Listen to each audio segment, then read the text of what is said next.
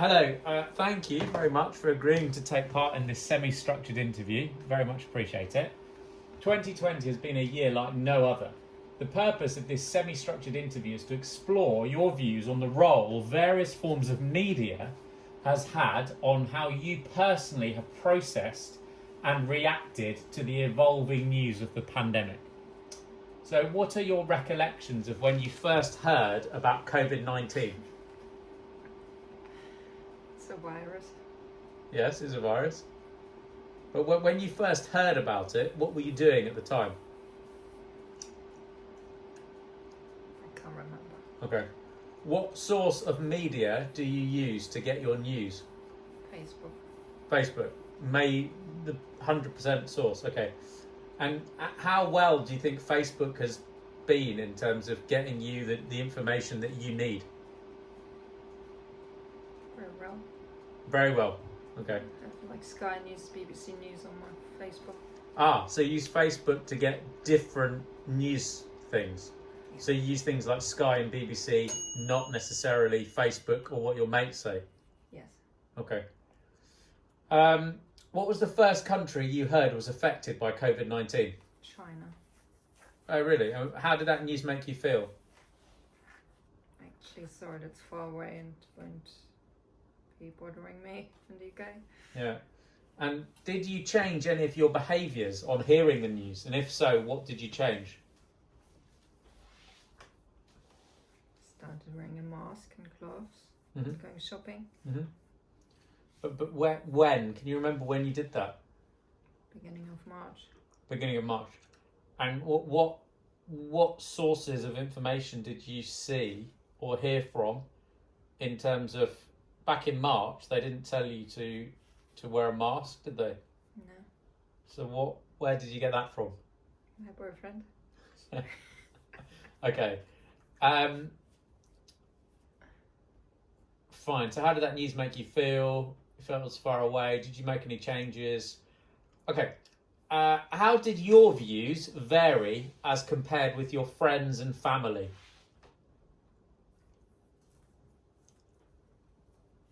Can't remember. Okay. What does your mum think about it? It's not good. Not good. And does she agree? And do you agree with? And she agree with what the differences are? Sorry, not what the difference is, but do you both agree that it's not good news? Yeah. Do you have some friends that don't think it's good news? No. No. So generally, all the people that you're friends with think take it seriously. Okay. How does that reflect accordingly on your Facebook in terms of, do you ever see stuff on Facebook where people are saying, oh, it's nothing, it's a plandemic, it's all made up, it's all a conspiracy? Just in under comments of the BBC or Sky News. Okay. And do you do anything with those comments? Do you read them? Just ignore them. Just ignore them. Okay. In terms of the origins of COVID-19, what is your awareness on theories as to how COVID-19 came into existence? And you might not have any knowledge or awareness, but do you know how it came into existence? Through the market in wartime. In Wuhan, okay, the market, yeah. Wuhan. Yeah, and what would you deem as a trusted source to get this information specifically in terms of the theories of how it came into existence? World Health Organization. So you watch stuff from them as well, do you? Okay. Does detailed scientific knowledge of the science behind COVID-19 help or hinder your day-to-day response? So does detailed scientific knowledge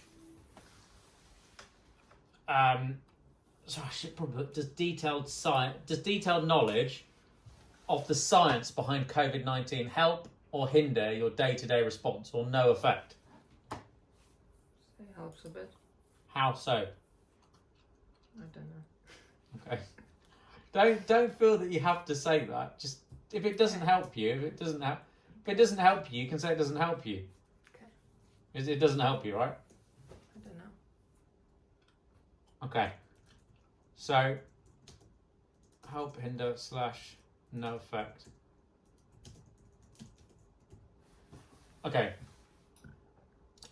Has your understanding of COVID-19 increased or decreased over the past 9 to 12 months? Increased. Increased. How specifically?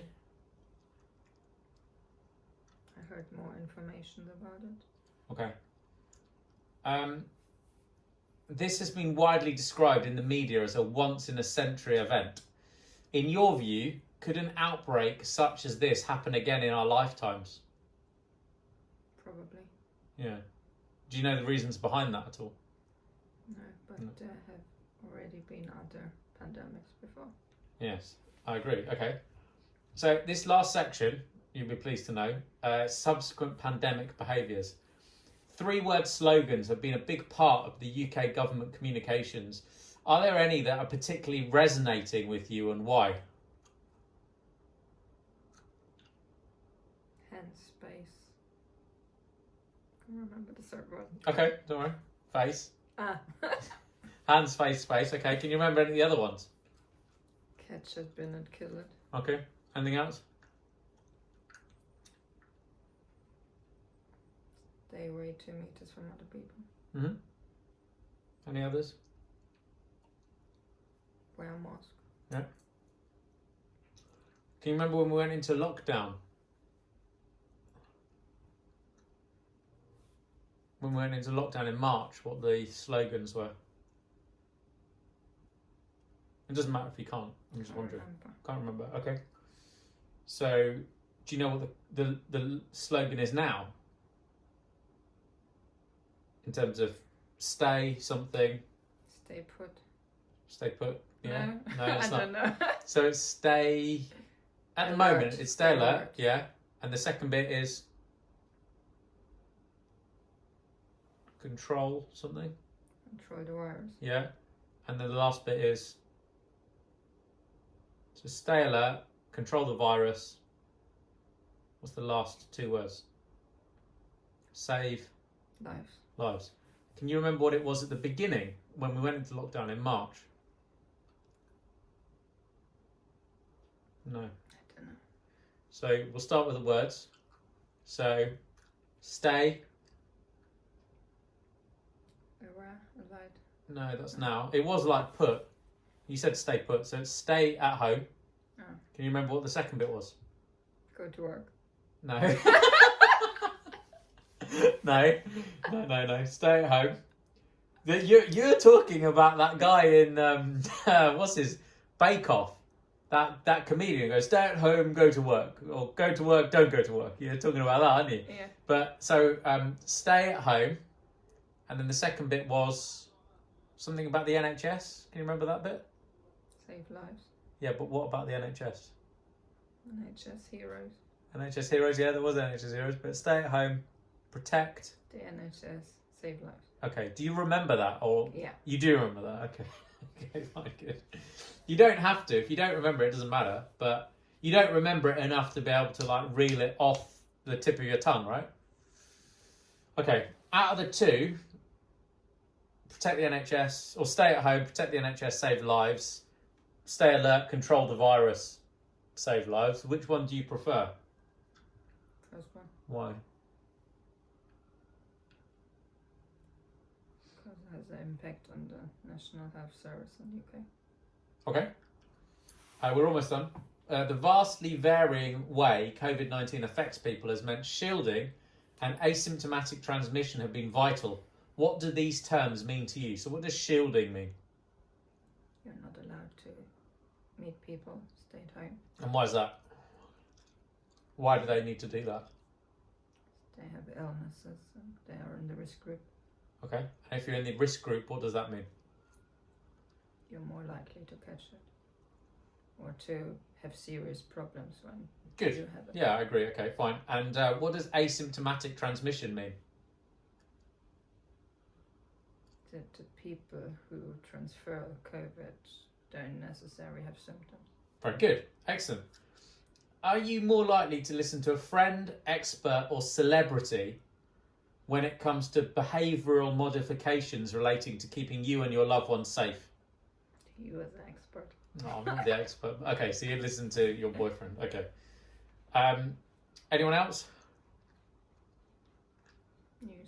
News. Okay.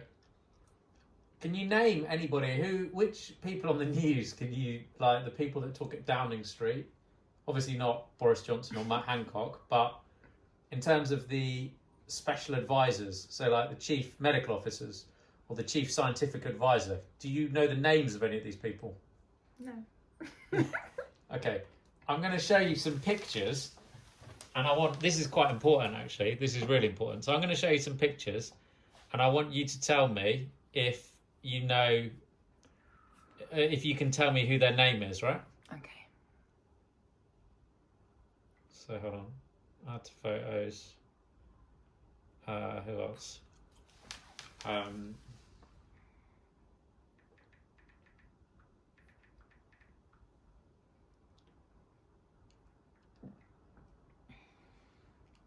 trying to think of another one.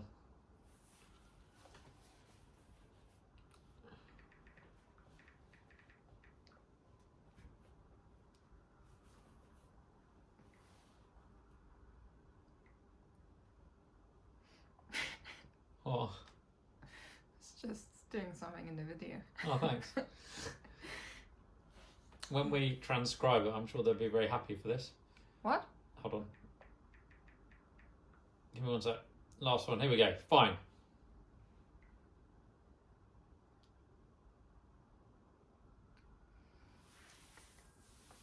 I've got them now. I've got 4.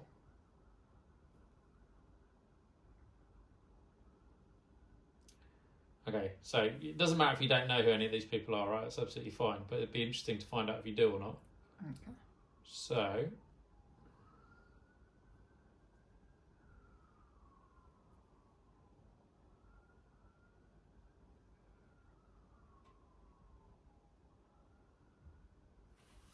It's weird, it's not doing it. Just show me the ones you have. I've got them, here we go, fine. Do you know who... So we can cover up. Do you know who that is?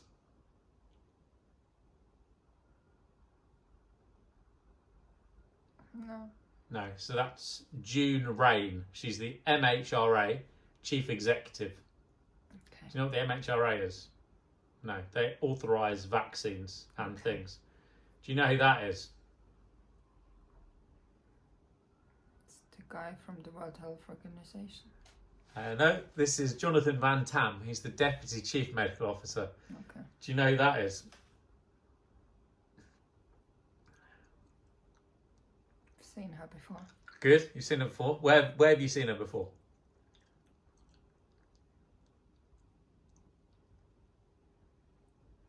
Talking about vaccine. Sorry? Talking about the vaccine. She would have been talking about the vaccine, yeah, but where has she been talking about it, do you think?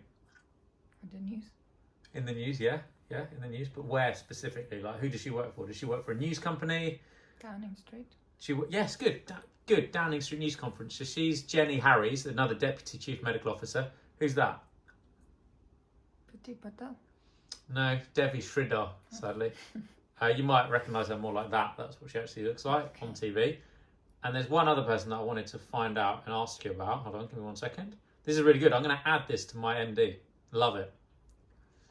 Absolutely love it. So this is... Who is this?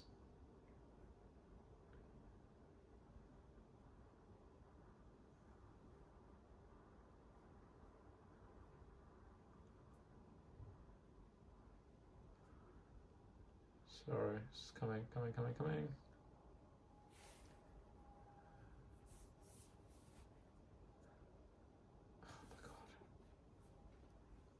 Okay, who's this?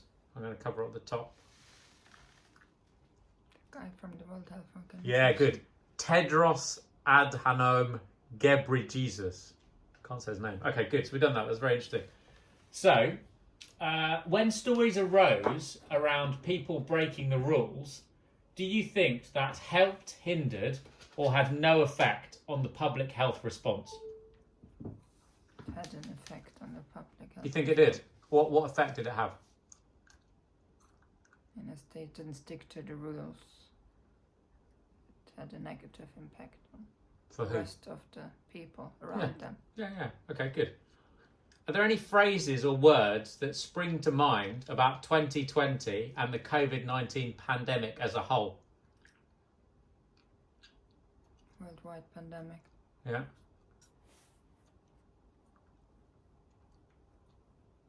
Okay. Thank you very much. You're welcome.